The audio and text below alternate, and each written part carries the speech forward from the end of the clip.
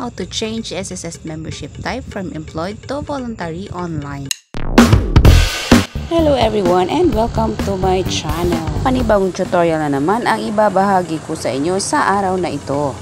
Kung gusto mong magpabago na yung membership type sa SSS, hindi na kailangan pumunta sa kanilang mga branches or office. Using our mobile phone, punta lamang tayo sa Google Chrome. And then, pumunta sa search box at i-type natin ang SSS login membership or SSS membership login. So, ayan, lalabas na yan sa baba yung website. I-click natin na. Then, ayan na siya. So, mag-login lang tayo dito. Using our registered user ID.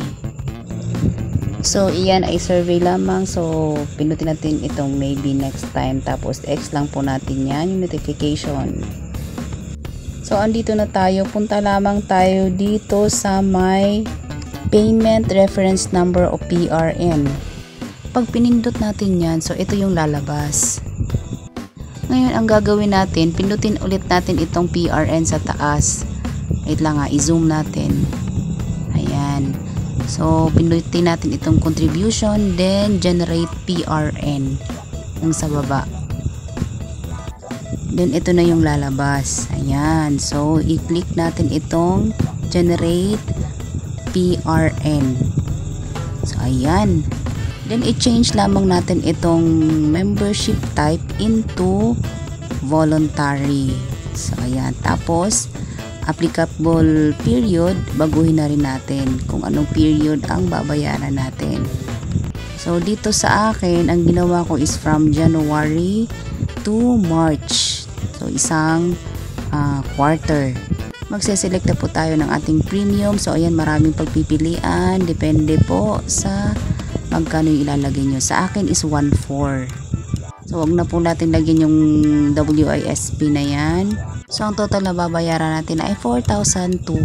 After nyan, i-click lang po natin itong submit request. Then, after ninyo ma-review, so i-click nyo na yung OK.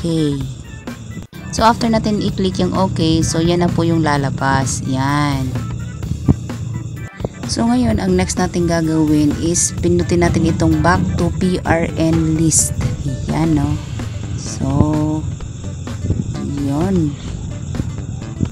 And then, ang kukunin natin dito is itong payment reference number. So, i-copy-paste natin yan. I-click lang yan, tapos copy. Then, i-open lamang natin ang ating GCash account. Dito sa ating GCash account, i-click ang bills. So, yan. And then, ayan, maglo-load na yan. I-click yung government. After natin maklik yan, so lalabas na itong mga ito. So, hanapin natin si SSS. Yan, sa pinakababa. Ayun, SSS contribution. Yan yun. Then, next, itong account type. So, dito sa account type, ang isi-select natin ay PRN. Yan, select PRN. Tapos, dito sa payment reference number, ipipaste natin yung kinapin natin kanina. Itong payer type, piliin natin yung voluntary contribution. Yan.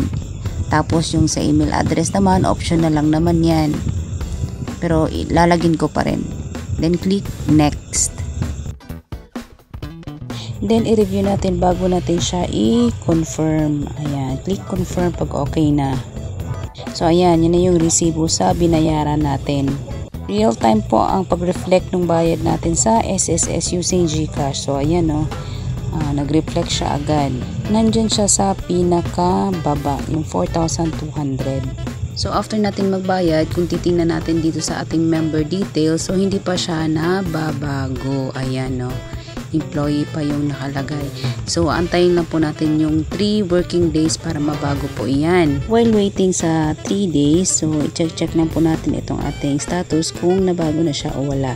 In my case, so, kinagabihan, chinek ko siya. So, ayan, nabago siya agad. So, oras lang pala, nabago na. So, galing sa employed, nagiging voluntary na siya.